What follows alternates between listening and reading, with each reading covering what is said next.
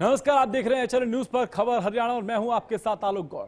Bulletin की शुरुआत करेंगे आज की अहम खबर से। पलवल में आपातकाल को लेकर भाजपा जिला कार्यालय में प्रेस कॉन्फ्रेंस का आयोजन किया गया, जिसमें भाजपा नेता विपिन बेंसला, मार्केट कमेटी के चेयरमैन पंकज विरमानी और इंद्रपाल शर्मा शामिल हुए। इंद्रपाल शर्मा ने आपातकाल के दिन को याद किया और 25 जून को भारतीय लोकतंत्र के इतिहास में काले अध्याय बताया। वो अध्याय जिसने साल 1975 के उस आपातकाल दौर की याद दिला दी, जिस दौरान जनता के मौलिक अधिकारों पर रोक लगाई गई थी, साथ ही प्रेस की आजादी पर भी आजादी छीनी थी। तो इंद्रपाल शर्मा उस समय में छीने गए नागरिकों को लेकर उन्होंने साफ बोला है। नई पीढ़ी को आपातकाल का इतिहास उन्होंने बताने की कोशिश की है। वहीं पलवल में भाजपा ने आपातकाल का काला दिवस मनाया है। ठीक है, आपने कविता से बहन जी आई थी हमारे यहाँ पलवल में, बहुत भव्य स्वागत करा था। नारी शक्ति का मतलब महिलाओं ने भी बहुत अच्छा एक मैसेज गया हमारे पलवल जिले का। पूरे और अच्छे अच्छे प्रोग्राम हो रहे हैं, हमारे पलवल जिले का एक बहुत अच्छा मैसेज गया। सभी कार्यकर्ताओं ने एक भव्य स्वागत किया। भाजपा के कार्यकर्ता ये देख रहे हैं कि जो बाहर के लोग जिनकी डबल वोट बन रही है वो सिंगल वोट रहे एक तो, और जो बाहर के मतलब कहने का मतलब है कि जो हमारे भारत से बाहर के लोग हैं उनकी वोट तो नहीं बन रही, उनका समझ देख रहे हैं। अच्छा, काला दिवस के आपातकाल जी, क्या कहोगे? कुरुक्षेत्र के पिहोवा उपमंडल में उस समय हड़कंप मच गया जब कमरे की छत का प्लास्टर भरभराकर बिस्तर पर सो रही दो लड़कियों के ऊपर आ गिरा, जिससे दोनों घायल चोटिल हो गईं। आपको बता दें, वहीं पीड़ित परिजन ने सरकार और प्रशासन से मदद की गुहार लगाई है। हादसे के बाद परिवार में अफरा तफरी का माहौल पैदा हो गया। परिजन तुरंत दोनों लड़कियों को इलाज के लिए अस्पताल लेकर आ गए। गनीमत ये रही कि हादसे में किसी की जान नहीं गई, लेकिन अगर प्लास्टर का बड़ा हिस्सा गिरता तो कोई बड़ा नुकसान भी हो सकता था। विधवा बुजुर्ग महिला का कहना यह है कि उनका मकान काफी पुराना और जर्जर हालत बन चुका है। आर्थिक स्थिति कमजोर होने के कारण वे मकान की मरम्मत नहीं करवा सके। परिवार ने सरकार और प्रशासन से मदद की गुहार भी लगाई है। उन्हें आर्थिक सहायता दी जाए ताकि वे अपने घर की मरम्मत करवा सकें और भविष्य में इस तरह के हादसों से बच सकें। सोई पड़ी थी, पता नहीं है, इनके ऊपर लेंटर गिर गया। तो लेंटर गिर गया, इनको सनी आई आगे बेहोश हो गए हैं। फिर हम डॉक्टर के पास ले गए इनको उठा के। तो कौन सा कहाँ का मामला, कहाँ के रहते हैं आप, कहाँ रहते हैं? आप पैबे के रहने वाले हैं जी। कौन सा वार्ड है जी? 6 बाड़ कहता, 11 बाड़ कहते हैं इसको, 6 बाड़ कहते हैं। डया बस्ती है जी? हाँ, डया बस्ती। तो आप क्या प्रशासन से मांग करते हैं? जी मैं तो विधवा हूँ, मैं तो मेरे एक लड़का मेरा उल्टा सलवाड़ा है मेरा। खबर कुरुक्षेत्र से है, जहां धर्म नगरी में निर्जला एकादशी सिद्धि योग, शिव योग, स्वाति और विशाखा नक्षत्र के विशेष संयोग में श्रद्धा और आस्था के साथ मनाई जा रही है। राष्ट्रपति अवार्ड से सम्मानित ज्योतिषाचार्य पंडित प्रेम कुमार शर्मा ने कहा कि एकादशी के दिन स्वर्ग के द्वार खुले रहते हैं और व्रत, पूजा और दान का विशेष पुण्य मिलता है। उन्होंने ये भी बताया कि निर्जला एकादशी को ककड़िया और भीमसेनी एकादशी भी कहा जाता है। महाभारत काल में भीमसेन को सभी एकादशी व्रतों के स्थान पर केवल निर्जला व्रत करने की सलाह दी गई थी। इस व्रत में जल ग्रहण नहीं किया जाता। इस दिन जल, घट, पंखा और फलों का दान अत्यंत फलदायी माना जाता है। भगवान विष्णु की पूजा, वैष्णवे नमः मंत्र जाप और एकादशी महात्म्य पाठ से मोक्ष का मार्ग प्रस्तुत होता है। आपको बता दें, श्रद्धालु पूरे उत्साह से व्रत रखकर आध्यात्मिक उन्नति और पुण्य प्राप्ति की कामना कर रहे हैं। उस दिन स्वर्ग के द्वार खुले होते हैं। जो भी संसार से विदा होते हैं उनके लिए स्वर्ग के द्वार खुले रहते हैं। वैसे 24 एकादशियां होती हैं वर्ष भर में, लेकिन जब वर्ष में एक मास बढ़ा हो, जैसे अब के ज्येष्ठ मास बढ़ा, तो उसमें 2 और एकादशियां पुरुषोत्तमा नाम से समाहित हो गई। इस बार जो ये एकादशी है निर्जला, यानी कि इसमें जल भी ग्रहण नहीं करना चाहिए। और इसको हमारे यहाँ लोकल भाषा में ककड़िया एकादशी भी कहते हैं। भारत महाभारत में भीम ने ये अनुरोध किया कि महाराज मैं तो हालांकि व्रत रखने का, क्योंकि शरीर से मैं बड़ा बलिष्ठ हूं, लेकिन मैं तो भूखा नहीं रह सकता, मेरे को बहुत भोजन चाहिए अच्छी मात्रा में। तो फिर उनको परामर्श दिया गया कि आप अगर सारी एकादशी वर्ष भर की 24 या 26 नहीं रख सकते तो निर्जला एकादशी का व्रत करें, नियमों का पालन करें। खबर गुरुग्राम से है, जहां बजघेड़ा गांव में तालाब में नहाने गए 2 लोगों की डूबने से मौत हो गई। सूचना मिलने पर पुलिस और एसडीआरएफ की टीम मौके पर पहुंची। कई घंटों की मशक्कत के बाद दोनों के शव तालाब से बाहर निकाले गए। मृतकों की पहचान बिहार के 48 वर्षीय रंजीत राय और दिल्ली के 34 वर्षीय महेंद्र पाल के रूप में हुई है। बताया जा रहा है कि दोनों गुरुग्राम में एक लकड़ी के गोदाम में काम करते थे। पुलिस के अनुसार दोपहर में दोनों तालाब की ओर गए थे और कुछ ही देर किनारे बैठने के बाद नहाने के लिए पानी में उतरे। तो शुरुआती जांच में अब सामने ये आया है कि नहाते समय महेंद्रपाल तालाब के गहरे हिस्से में पहुंच गया और फिसलकर डूबने लगा। रंजीत राय जो पानी से बाहर आ गया था, महेंद्र को डूबते देख उसे बचाने के लिए दोबारा तालाब में कूद गया। बताया जा रहा है कि दोनों को तैरना नहीं आता था, जिसके चलते महेंद्र को बचाने की कोशिश में रंजीत भी गहरे पानी में फंस गया और दोनों डूब गए। करीब 2 घंटे तक चले सर्च ऑपरेशन के बाद दोनों शवों को तालाब से बाहर निकाला गया। पुलिस ने दोनों शवों को पोस्टमार्टम के लिए मोर्चरी में रखवा दिया है। फिलहाल पुलिस मामलों की जांच कर रही है।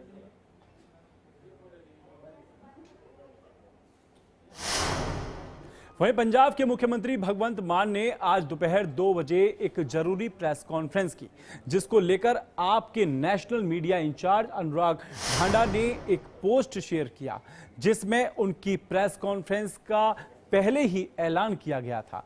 उन्होंने लिखा कि चलिए आज इस फेक वीडियो विवाद पर फुल स्टॉप लगाते हैं।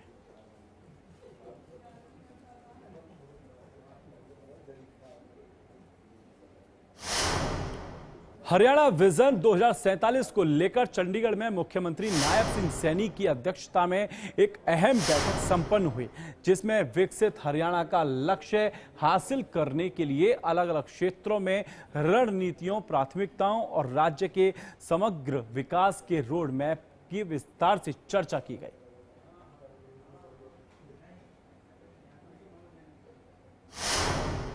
पलवल में कृषि एवं किसान कल्याण विभाग की ओर से धान की सीधी बिजाई करने के लिए किसानों को प्रोत्साहित किया जा रहा है, जिसको लेकर सहायक तकनीकी प्रबंधक अतुल कुमार शर्मा ने बताया कि हरियाणा सरकार की ओर से धान की सीधी बिजाई करने वाले किसानों को भौतिक सत्यापन के बाद 4500 रुपए प्रति एकड़ की प्रोत्साहन राशि प्रदान की जा रही है। उन्होंने किसानों से अपील करते हुए कहा कि धान की सीधी बिजाई करें और सरकार की ओर से प्रदान की जाने वाली सब्सिडी का लाभ उठाएं। के लिए डायरेक्ट सीधी बिजाई जिसे कहेंगे धान की, ये स्कीम है जिसमें किसान को गेहूं की तरह धान की फसल की बिजाई करनी है, ना कि पहले अपना नर्सरी बनानी है और नर्सरी बनाने के बाद फिर ट्रांसप्लांटेशन है। उसको कम करने के लिए मुख्य इसका कारण ये है कि जल की जो खपत है उसको कैसे कम किया जाए। और DSR में लगभग 4500 रुपये प्रति एकड़ का किसान को हरियाणा सरकार के द्वारा लाभ दिया जा रहा है, जिसमें 4500 रुपये किसान को अनुदान दिया जा रहा है और साथ में लगभग 2500 रुपये जो उसकी लेबर चार्ज है वो उसकी बचत हो जाती है। इस तरह से आपका 6 से 7 हज़ार रुपये का किसान को लाभ प्राप्त हो रहा है। हमारे ज़िले को इस बार DSR में प्रथम बार लिया गया है। DSR विधि का सर मैंने अभी 5 किले बोए हैं जी DSR विधि से, उसका भी मैंने पंजीकरण कराया है। सरकार की ये भी बहुत ही किसान हितैषी और जन कल्याणकारी योजना है जी, इसका भी किसान भाइयों को समय रहते हुए अपना पंजीकरण कराना चाहिए। खबर रोहतक से है, जहां देश भर में शिक्षा व्यवस्था में सुधार, निष्पक्ष परीक्षाओं और पेपर लीक के खिलाफ कांग्रेस ने छात्रों की गूंज नाम से अभियान का आगाज कर दिया, जिसकी जानकारी उन्होंने प्रेस कॉन्फ्रेंस के जरिए दी। इस दौरान कांग्रेस सांसद कुलदीप इंदौरा ने अभियान का पोस्टर जारी करते हुए केंद्र सरकार पर छात्रों के भविष्य से खिलवाड़ करने का आरोप लगाया है। साथ ही इस दौरान उन्होंने ये भी बताया कि अभियान 25 जून से 9 अगस्त तक देश के 28 प्रमुख शहरों में चलाया जाएगा और करोड़ों छात्रों और युवाओं की आवाज बनेगा।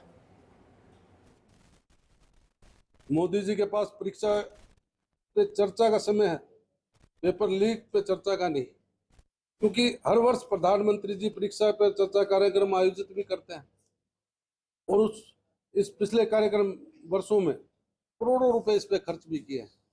जैसा कि आरटीआई की रिपोर्ट के अनुसार पिछले 8 वर्षों में प्रधानमंत्री जी ने तकरीबन 70 करोड़ रुपए इस पर खर्च किए हैं और पिछले वर्ष जिसमें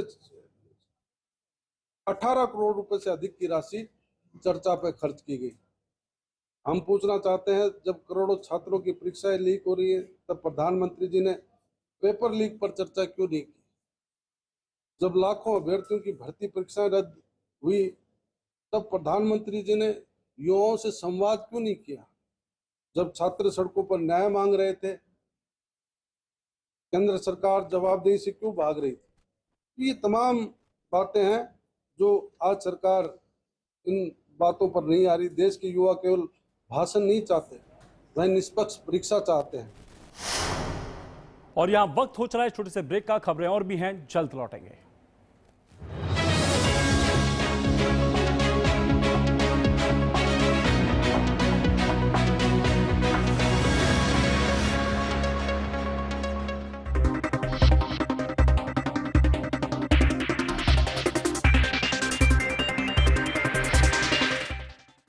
आइसक्रीम खाओगी? जंगल में आइसक्रीम मिलती है। समर कूल रेफ्रिजरेटर, आप अपनी ड्यूटी निभाओ, ये अपनी ड्यूटी निभाएगा। समर कूल, लाइफ बनाए वंडरफुल। फर्श की टाइल्स को चेंज करो, बड़ी स्लिपरी हैं। थर्मोकूल वॉशिंग मशीन। थर्मोकूल, इंडिया का नया अंदाज। हमारी फिल्म आर्मी वाली है और उसके लिए आप सभी को ट्रेनिंग की जरूरत है। चाहे कितने ही मुश्किल रास्तों पर चलना हो, मजबूत कदमों से हर जंग जीती जा सकती है। और ऐसे मजबूत कदमों के लिए आपको चाहिए doctor ortho acupressure slippers and shoes, जो आपको हर पल देते हैं एक नई एनर्जी, मजबूती और दर्द से पूरी आजादी। डॉक्टर ऑर्थो, अब दर्द भी घुटने टेकेगा। Doctor ortho celebrates the release of welcome to the jungle in cinemas from June 26। यशस्वी प्रधानमंत्री श्री नरेंद्र मोदी जी के मार्गदर्शन एवं माननीय मुख्यमंत्री श्री योगी आदित्यनाथ जी के संकल्पों से आज उत्तर प्रदेश जैव विविधता, जल एवं पर्यावरण को संरक्षण देने वालों में अग्रणी है। प्रदेश सरकार के संकल्प का सुखद प्रतिफल है कि विगत 9 वर्षों में राज्य में रिकॉर्ड 242 करोड़ से अधिक पौधारोपण किया जा चुका है।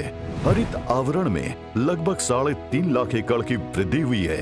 इसी का सुफल है कि आज प्रदेश का लगभग 10% भूभाग वनों एवं वृक्षों से आच्छादित है। प्राकृतिक सौंदर्य से परिपूर्ण रामसर साइट प्रदेश की ग्रीन रेवोल्यूशन की गाथा बयान कर रहा है। प्रत्येक जनपद में अमृत वन पर्यावरण को संजीवनी प्रदान कर रहे हैं। यशस्वी प्रधानमंत्री जी की प्रेरणा से शुरू हुआ एक पेड़ मां के नाम का अभियान अब जन आंदोलन का रूप ले चुका है।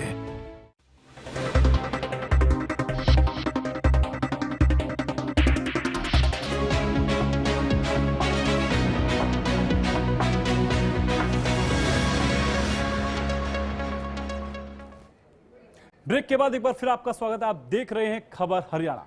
धर्मनगरी कुरुक्षेत्र में ब्लैक डे के तौर पर आपातकाल के काले अध्याय के 51वीं वर्षगांठ पर कार्यक्रम का एक आयोजन किया गया। इस मौके पर आयोजित कार्यक्रम में पूर्व मंत्री सुभाष सुधा और भाजपा के वरिष्ठ नेता जय भगवान शर्मा डीडी ने भाजपा कार्यकर्ताओं के साथ प्रदर्शनी लगाई। साथ ही इस दौरान उन्होंने कांग्रेस पर निशाना साधा और कांग्रेस के शासनकाल में संविधान को अपने हिसाब से तोड़ने मरोड़ने का आरोप भी लगाया। साथ ही उस दौरान की तत्कालीन प्रधानमंत्री इंदिरा गांधी की नीतियों पर भी सवाल खड़े कर दिए और उस दौर को संविधान और लोकतांत्रिक सुरक्षाओं का दुरुपयोग करने वाला बताया। आपको बता दें, कार्यक्रम की में पूर्व मंत्री सुभाष सुधा और भाजपा के वरिष्ठ नेता भी इसमें मौजूद रहे हैं और गंभीर आरोप लगाते हुए कांग्रेस पर उन्होंने एक एग्जीबिशन के तौर पे ये लगाई है। आपको बता दें, 51वीं वर्षगांठ, आपातकाल की 51वीं वर्षगांठ मना रहे हैं और कार्यक्रम में पूर्व मंत्री सुभाष भी मौजूद हैं। आपको बता दें, कांग्रेस पर सीधा सीधा उन्होंने गंभीर आरोप लगाते हुए दिखाई दिए हैं।